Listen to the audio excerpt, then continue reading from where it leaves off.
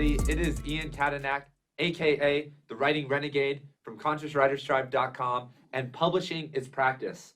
Us writers, including myself, have been brainwashed into thinking that publishing is not practice. But compare that to the mindset of athletes and people just in general professions, people who have to showcase their skills and put it all on the line in front of an audience all the time, and it looks silly. This whole mindset is stupid. And think of athletes. If you've ever played a sport, you know there are seasons, and you compete all the time during those seasons. Maybe even multiple times per week, multiple times per day. And competitions make you better. No, people who don't compete aren't the best. And if you don't compete, no one will know if you're any good. You can't claim that you're the best or say put yourself on that hierarchy if you never do it. Let's talk about a job. Accountants receive an assignment. They finish the assignment and they maybe show it to their peers for some peer review. They give it to their boss, and then the bosses give it back to the client. The client is an audience who critiques them. It is given out to the world, and it may be good or bad, but accountants get better through that process. Think about your job. You learn as you finish something. And I have so many unpublished poems or unfinished poems, short stories, novels, that if I would have completed, it would have made me completed and released, it would have made me a much better writer. If I just released it for free, just said, here it is, everybody. If you're interested, you're interested. And think of an athlete. Think of a runner was running a 5K, and they stopped on kilometer 3.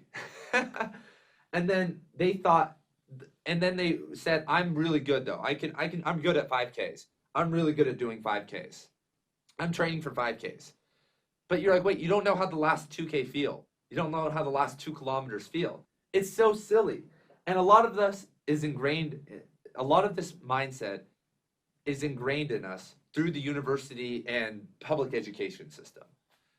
I am releasing another video today called Why I'm Not Getting My MFA, where I kind of go into this stifling of creativity more. But in general, for example, I am in a creative writing program right now, and I have professors who are making 6 figures who haven't released a book in decades, who haven't released a book in years, 5 years, 10 years, 1 year, 20 years, months, even months. They haven't released anything to the public. And you're a writer. That's like once again, let's compare that. That's like an accountant who says they're an accountant and makes a bunch of money, but they never showcase their skills.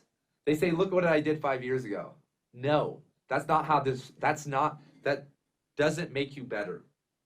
And hey, I understand that you may not feel comfortable with your skill level.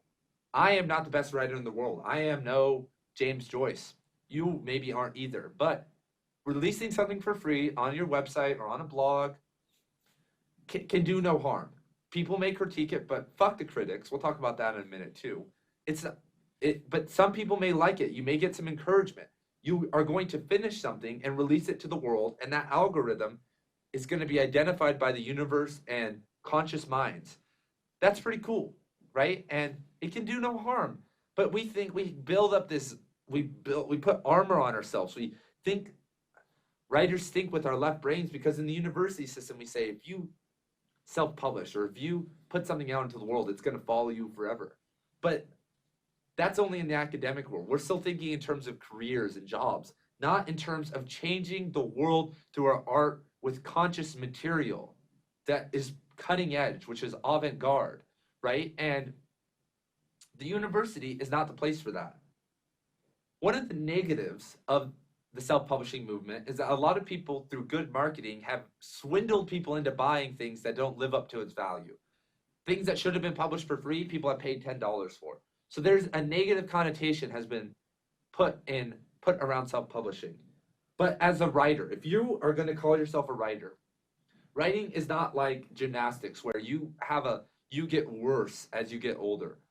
A lot of the greatest works of our time have been written by authors who are in their 60s and 70s. This is a long-term hustle and a long-term game. And if you want to write a great work, you are going to have to compete. You're going to have to publish. And you're going to have to build an audience to spread that. You can go through the university system and slowly get book publishing deals, but screw the book publishers. This is your work. You have to put this out there. And the happy medium that I am finding is that I would like to release something. I mean, I am releasing free material. I think releasing free material on a blog is awesome. Daily, weekly, that is a super good idea because you get over that hump. My writing and yoga website have articles on there that suck. More so my yoga website. There are some articles that were written 3 years ago. There are some videos that are not well done, but they're free. Say what you will about them. They're free. I tried to convey a point and maybe I didn't hit the mark, but you can see the progression happening. But I would, my mindset right now is that every 2 months or so, I would like to release something for like 99 cents. And then every 6 months to a year, release a larger work, either through self-publishing or, a real publishing deal. And find that motion though, create that flow. Always be releasing things free to the public. Always release things that cost $1, but that there's a paywall so that people are serious about it, saying like, I worked a little bit harder on this. This is a little bit more well done. I paid for a cover. I got people to edit this for me. I spent more time on this. So, can you pay $1? That's still nothing, right? And I think, we got to find this balance of releasing material all the time, even if you charge $10 for it. If it's worth $10 and you release something every 3 months, screw it. If you can find an audience for that, good. And that's what we need right now. Now releasing something is an ego thing. And a counter argument could be that releasing something, releasing things all the time is just you flexing your ego. And I don't think that's true, because if you are trying to release conscious material that is trying to change perception, that is pushing the limit, that is not the ego. You have to create work like that. You have to channel from something outside of yourself. You have to listen to something else. You have to channel and let it run through you, through your fingertips, through your fingers. And I would like to say to you right now, as a fellow writer, that I love your work, that your work will be appreciated by people, even if it's just one person in a sea of haters. You can change people's lives. You can become a great writer. You can slowly build your skills to a point where you can affect a large group of people and change the world in a positive way. And let's do it. That's why I am creating ConsciousWritersTribe.com, because I want to make it a tribe. I want people to display their work for free. I want us to learn together, to create our own websites, to grow together as a community with no overarching hierarchy, with no university system funded by the government, with no, just all the politics. That's a cool thing about an online community. There are no limits in an online community. We can share. The power games start to lessen, right? So everybody, if you want to be a part of this community, send me a message, leave a comment below, create your own website, start releasing stuff. If you're seeing this video, go look at some of the stuff I've released on Amazon or on my website. There's a bunch of free stuff. So I will see you guys later.